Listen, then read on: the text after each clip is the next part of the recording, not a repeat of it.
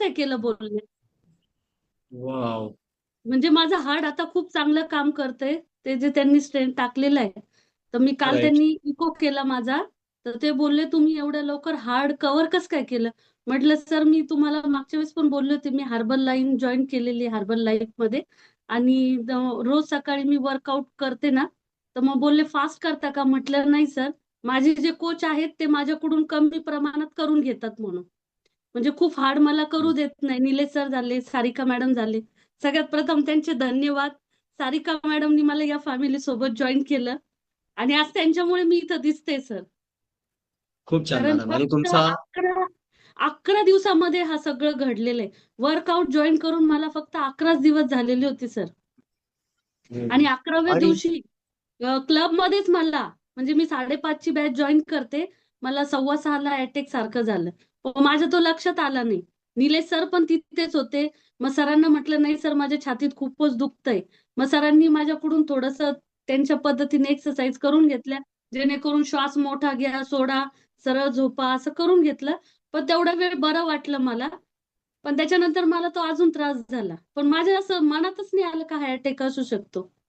मग घरच्यांनी घाई केली आणि बघितलं ईसीजी वगैरे काढला. तर त्याच्यात तो खराब आलेला.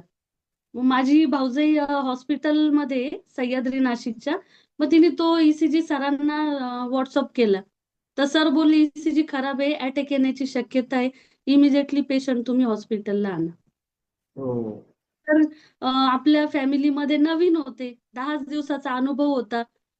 आणि मी ज्या बेडवर गेले तिथं माझ्या शेजारी एक जेंट्स होता. तो काहीतरी 50 किंवा 45च्या आसपासचा असेल. तर तो जिम करून आलेला आणि तो एक्सपायर झाला. आणि माझ्या वा. शेजारीच एकदम म्हणजे त्याची फॅमिली रडत होती. आणि मी ज्या बेडवर होते मी पण रडायला लागले सर. म्हटलं हा व्यक्ती जिम करून आला आणि हा एक्सपायर झाला. मी वर्कआउट करून आले आता मी पण जाणार. मग माझ्या हो. मनात ती भीती. मग आता काय करू म्हटलं आणि हे म्हणतायत अटॅक येण्याची शक्यता आणि माझ्या कानावर शब्द पडले का माझ्या फॅमिलीला डॉक्टर बोलले इमिजिएटली एन्जिओग्राफी आणि एन्जिओग्राफी करावी लागेल. का हे का होतंय म्हणून बघावं लागेल ब्लॉकेज आहे की नाही म्हणून. मग माझी फॅमिली लगेच हो बोलली. पण मी बहुतेकांचा रिझल्ट ऐकला होता.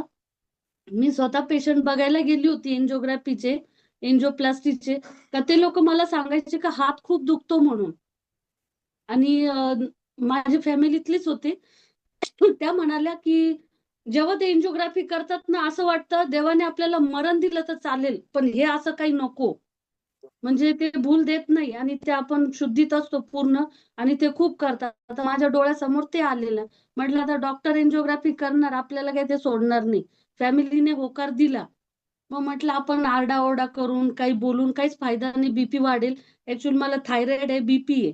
माझं वेट 95 केजी होतं.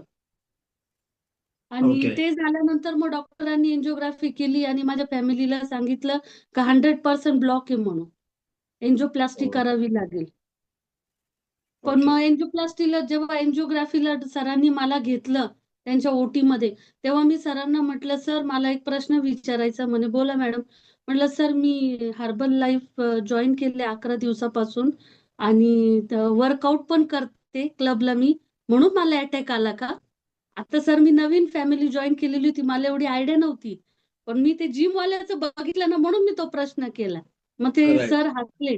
नाशिकला सह्याद्रीचे सर आहेत. हृदयरोग तज्ञ हिरालाल पवार सर म्हणून.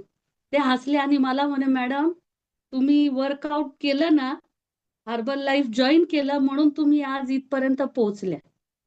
बरोबर. जर तुम्ही हे जर केलं नसतं किती दिवसापासून करता? म्हटलं सर 11च दिवस झाले.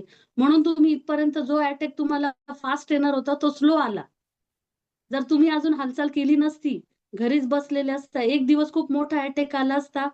मग एक तर तुम्ही जागेवर गेल्या असत्या किंवा मग तुमचं बायपास करावं लागलं असतं. मग मला खूप बरं वाटलं सर. आणि दुसरी गोष्ट एक अशी, आता मी म्हटलं माझी एन्जिओग्राफी करणार, माझा हात खूप दुखणार. आता मला जाणवणार का माझ्या हातातून ते लोक काहीतरी करताय म्हणून. बरोबर. पण सर त्यांचं एन्जिओग्राफी झालं मला कळलं नाही.